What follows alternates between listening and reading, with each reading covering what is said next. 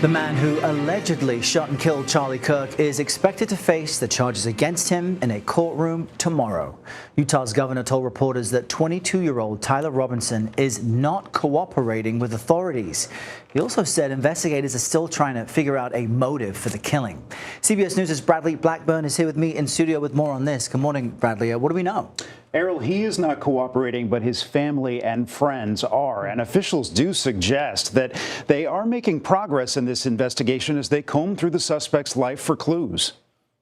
Authorities are sharing new details about the suspect charged with killing conservative activist Charlie Kirk last week. The Utah County Sheriff says 22-year-old Tyler Robinson is being closely watched in a special housing unit. He does come from a conservative family, but his ideology was very different than his family. On multiple Sunday news shows, Utah Governor Spencer Cox said Robinson is not cooperating, though his friends and relatives are. The roommate was a romantic partner, a male transitioning to female. This partner has been incredibly cooperative, had no idea that this was happening. The governor added that at this time, it is not clear if the roommate's identity is relevant to the case. According to a police affidavit, the roommate showed investigators Discord messages that the suspect sent mentioning a rifle wrapped in a towel left in the bushes and bullet casings with anti-fascist inscriptions, all similar to evidence authorities say they've collected. The affidavit also says a family member told police that the suspect had mentioned that Kirk would be in Utah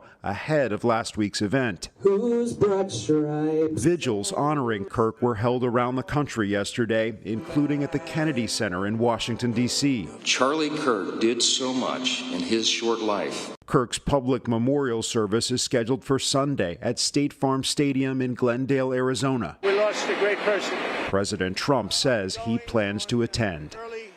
On Friday, Charlie Kirk's widow gave a live-streamed speech from the set where he recorded many of his videos. She thanked his supporters and the president and vice president for their support.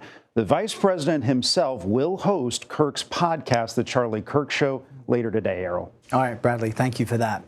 CBS News correspondent Natalie Brand joins us now from the White House with more. Natalie, good morning. President Trump says he will attend Kirk's funeral, which we just heard about. Tell us about that and the overall impact of this assassination in Washington.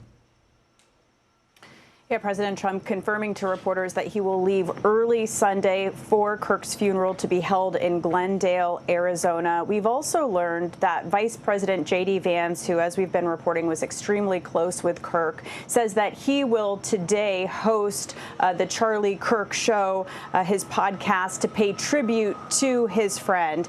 And also in Bradley's report, you saw the clips of this prayer vigil held at the Kennedy Center last night, attended by a number of top White House officials, some top Republican lawmakers, including the Speaker of the House and also grassroots activists. Now, House Speaker Mike Johnson, in some lengthy comments, spoke about Charlie's legacy, but also what he describes as the sadness, grief, anger, and fear in the wake of his killing, saying it's as if a dark shadow was cast over the country. Speaker Johnson, also speaking to CBS News and Face the Nation, talked about the need for leaders to turn down the political rhetoric. Take a listen.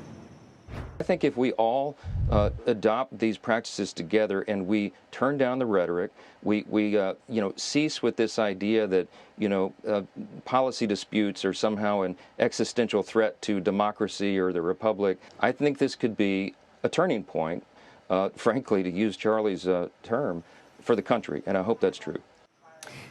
And we're hearing this message from a number of lawmakers on both sides of the aisle. Senator Coons, a Delaware Democrat speaking to Face the Nation, also talked about the internet seeming to drive extremism in the country and a need to just step away from that. Speaker Johnson, in his interview, also noted the fear that's overtaken a number of lawmakers who are thinking about trying to boost security or had to cancel events over the weekend. Speaker Johnson saying that is being discussed as well over on Capitol Hill. All right, Natalie Brand with the latest there. Thank you.